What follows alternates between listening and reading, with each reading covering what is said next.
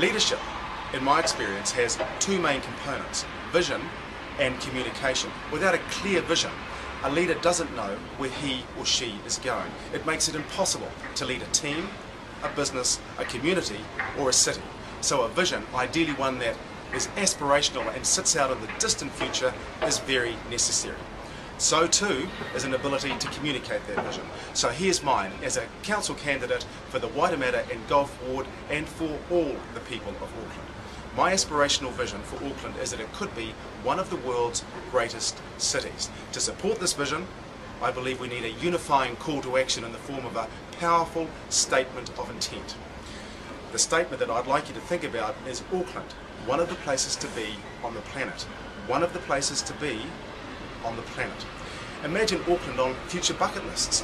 Got to go to New York, got to go to Paris, really should go to Petra, must go to Auckland. In developing this plausible intent, a purpose from which all other things are derived, a number of value propositions logically flow. And if this intent centres around Auckland and its people, be they residents or visitors, our ability to make the right investment decisions are greatly improved. This thinking sets loose a logic train that focuses on people, people who live in Auckland and people who visit Auckland. And it goes like this. Auckland's population will increase to over 2 million people by the year 2040. These permanent residents need more and better housing. And our tourist population must also increase.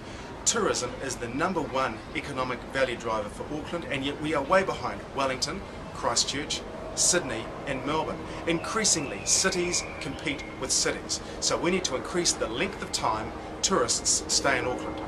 A lift of 2.5% will add $6 billion to our local Auckland economy, and when measured as permanent resident equivalents, tourists end up paying for our infrastructure. So, how do we attract more tourists and keep them here in Auckland for 2 to 3 more days?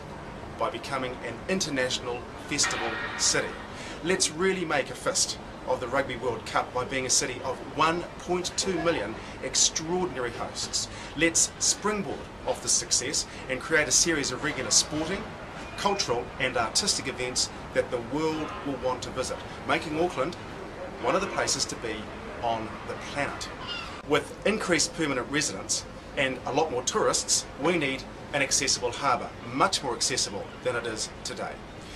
We have the ability to develop a city to sea linkage like Sydney, which is world class. The difference, however, is that unlike Sydney, Auckland has a world class harbour in the Waitemata and a nautical paradise in the Gulf Islands.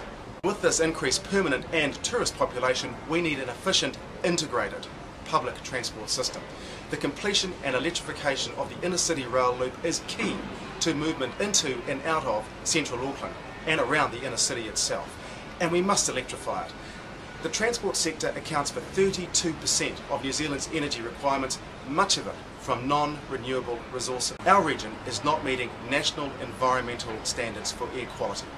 Air pollution from motor vehicles is a serious health issue and causes around 255 people over the age of 30 to die each year. The diesel rail network must be electrified by 2013, which will have a positive effect on the network's resilience, air quality and noise. We need a better cruise ship terminal because some of the tourists will arrive here by sea, and for those who fly here, we need a more efficient access to central Auckland from the airport. So, other than the tourist dollar and our rates, how are we going to pay for this? By attracting increased domestic and foreign direct investment. The economics of Auckland are well defined. Tourism, the marine sector and export education are tops, followed by screen, movies, sitcoms and TVCs, and food processing and manufacturing. And understanding this will enable us to invest in the infrastructure that will ultimately provide the best value for Auckland and Aucklanders. We must get Auckland working efficiently, which will not only positively impact on the economics of the city and the country, but it will also positively impact on the quality of life and the freedom of choice for all those that live here. You know, currently, if you don't have a car in Auckland, you are seriously disadvantaged in your choices of education, both school and tertiary, your choice of employment, and your choice of leisure pursuits. If elected, I will breathe life into this vision for those who choose to live here and those who can't wait to visit Auckland, one of the places to be on the planet.